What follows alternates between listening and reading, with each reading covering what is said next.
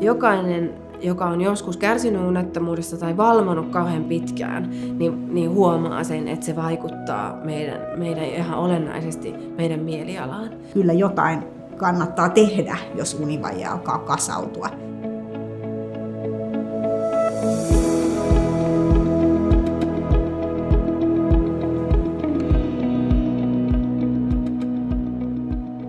Jos on nukkunut yhden yön huonosti, niin kaikki tietää, miltä se tuntuu. On semmoinen vähän keskittymiskyvytön ja kärttyinen ja niin edelleen.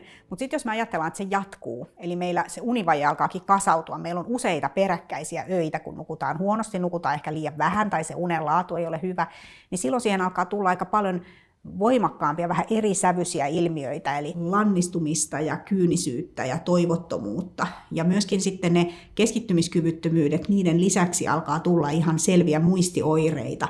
Eli ihmisellä tulee vastaan sellaisia tilanteita, että hän oikeasti itsekin säikähtää siitä, että miten mä en muista tätä asiaa tai miten mä oon unohtanut jonkun oikeasti todella tärkeän asian. Väsyneenä meidän on vaikea tehdä päätöksiä, meidän on vaikea olla järkeviä ja tunnereaktiot on paljon vahvempia.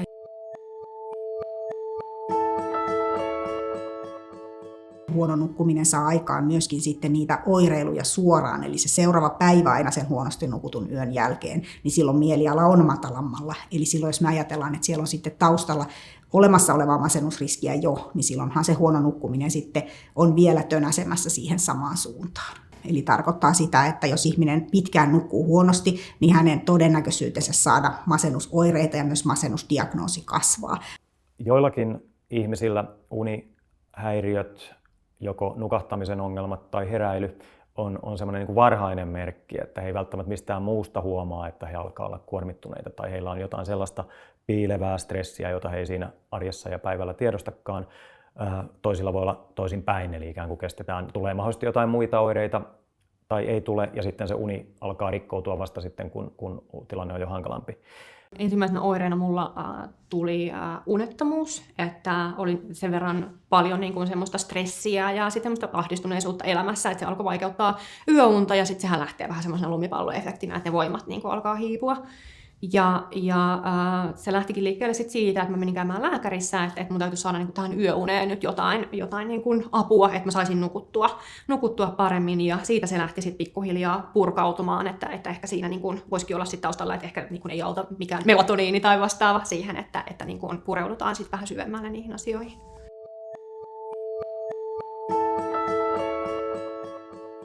Uskaltaisin väittää, että yksi isoin ongelma on se, että me ei vaan malteta mennä nukkumaan ja tuijotetaan älylaitteita ja kaikkea sellaista, ja me tiedetään kyllä, miten sen voisi muuttaa.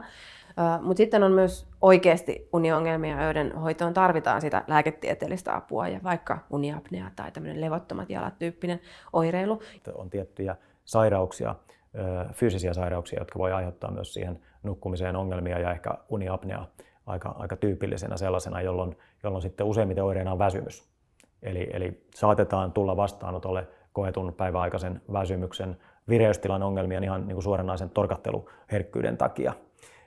Ja sitten uni voi olla hyvin pätkittäistä, itse asiassa usein niin, että ei itse välttämättä havahdu, mutta saattaa vaikka samassa tilassa nukkuva todeta, että se uni katkeilee, tulee tällaisia hengityskatkoksia ja runsas kuorsaaminen liittyy yleensä tähän vaivaan. Ehkä tämän uniapnean erityispiirre voi joskus olla se, että ollaan niin kuin tosiaan kohtuuttoman väsyneitä, että saattaa olla kyseessä niin sanottu hyvä nukkuja, joka nukkuu 10 tuntia tai 14 tuntia putkeen, mutta ei virkisty siitä. Eli siinä on isosti kysymys siitä niin kuin unen laadun ja määrän epäsuhdasta. Uniapnealle todella ominaista voi kuitenkin olla, että illalla tiettyyn aikaan nukahdetaan hyvin nopeastikin ja herätään sitten kellonsoittoon pitkän yöunen jälkeen ja saatetaan vaikka nukkua enemmänkin, että tuntimääräisesti hurjan pitkiä määriä. Silti ei niin kuin virkistytä kunnolla ja sitten jos puhutaan vaikea-asteisesta uniapneasta, niin silloin on erilaisia kyselypatteristoja, kuinka nimenomaan päiväaikaista torkahtelutaipumusta mitataan. Ammattikuljettajilla näitä käytetään ihan rutiininomaisesti terveystarkastuksissa ja kysytään vaikkapa, että kokoustilanteessa tai olet autossa kyydissä tai ajat itse autoa ja olet punaisiin liikennevaloihin pysähtyneenä, kuinka todennäköisesti torkahdat. Tai aterian jälkeen käyt levolle, kuinka todennäköisesti torkahdat. Eli osa tilanteista sellaisia, että melkeinpä kuka vaan saattaisi päivällä torkahtaa.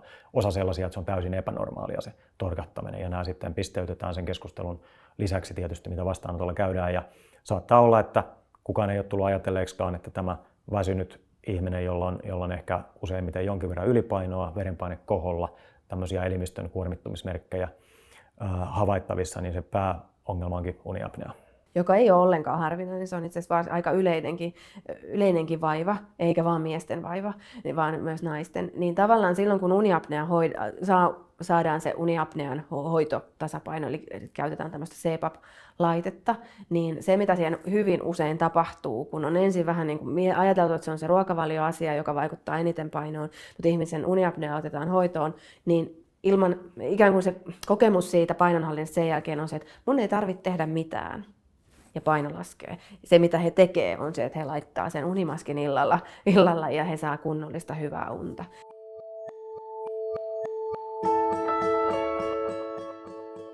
Mulla oli itsellä ainakin se, että mä aikaisemmin en oikein hahmottanutkaan sitä unen merkitystä ja tärkeyttä. Että se tavallaan lähti siitä, että kun itse nukkuu, niin ei oikeastaan osaa itseensä tarkkailla silleen, että millaista se uni on. Mun mielestä on hyvä kääntyä asiantuntijan puoleen ja hakea uniongelmiin apua, jos ei itsekseen pysty niihin vaikuttamaan. Ja vaikka siellä ei nyt olisi mitään tämmöistä elimellistä syytä, niin joskus tavallaan pitkään jatkuneet uniongelmat kroonistuu ja tavallaan tarvitaan niitä keinoja, vaikka jutella psykologin kanssa, semmoisia keinoja, joilla voisi sitä unta parantaa, erilaisia tapoja.